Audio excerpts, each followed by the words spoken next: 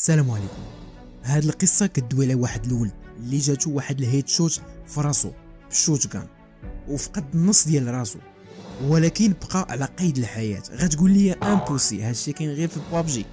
بغيتي تعرف اشنو وقع لهاد الولد هذا؟ كمل الفيديو حتى الاخير. نسيت ما قلتلكش، الا كنتي اول مره غتشاهد هاد القناه ما تنساش تخلي لنا الاشتراك، وإلا عجبك هاد الفيديو خلينا حتى جيم حتى هو، وإلا عجبك كثر بارطاجيه مع الاصدقاء ديالك. يلا نبداو.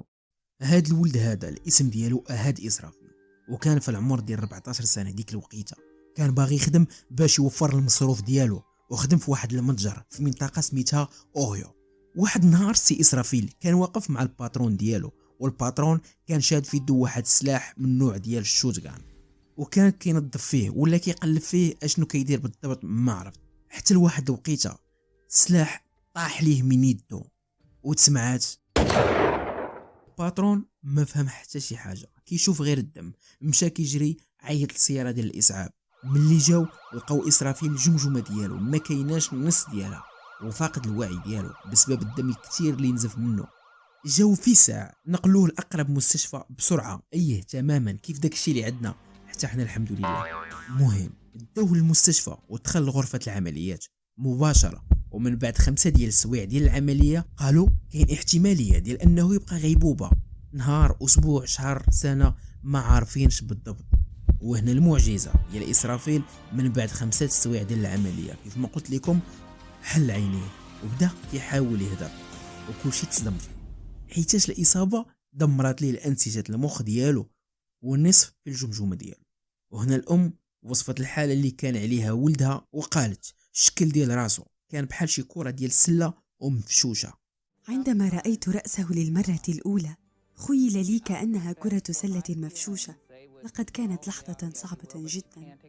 وكان التخوف ديالها من المجتمع حيت عارفه غيبقى يتنمروا عليه ويقدر ياثر ليه على حياته وخصوصا الدراسه ديالو. الناس يحدقون به وأتقبل ذلك. أنا وهو تكلمنا في ذلك سابقا، وقلت له عندها إن لم أكن أمك ولم أكن أعرفك ورأيتك في الشارع كنت سأحدق بك بالطريقة ذاتها. إنه دائما ينعت نفسه بالمتوحش. ولكن سي اسرافيل كان معجزه هاد الشيء اللي وقع ليه. ملي فاق لقى راسو كيتذكر كل شيء، وعرف الناس اللي دايرين به كاملين، وعرف اشنو واقع ليه بالضبط. ولكن كيعتمد على واحد الكرسي متنقل باش يقدر يتنقل من بلاصه لبلاصه. مهم من بعد سنوات رجع السي اسرافيل عند الطبيب ديالو باش يقادوا ليه داك التشوه اللي في راسو، وداروا ليه قطعه ديال السيليكون باش يعوضوا ليه الانسجه اللي مشات ليه. السي اهاد واخا بقى كيستخدم كرسي متحرك، هادشي ما منعوش باش يكمل قرايته وتخرج من الجامعه، وكيف ما قال انا هادشي كامل اللي وصلت ليه راه بالمخ ديالي ماشي بالقطعه ديال السيليكون اللي كاينه في راسي. هاد توفى في السنوات الاخيره، ولكن كون بقى عايش غيكون في العمر ديالو اليوم 49 سنه. قدر يتجاوز اصعب مرحله في حياته ويكمل المسيره ديالو بنفس جمجمه، وقدر يحقق انجازات كاي واحد عادي. هاد الحادثه كتعلمنا اننا نحمد الله على النعم اللي عطانا، واذا نزل شي ابتلاء راه ماشي نهايه العالم، بالعكس راه فرصه باش نقدروا النعمه ديالو. سلام.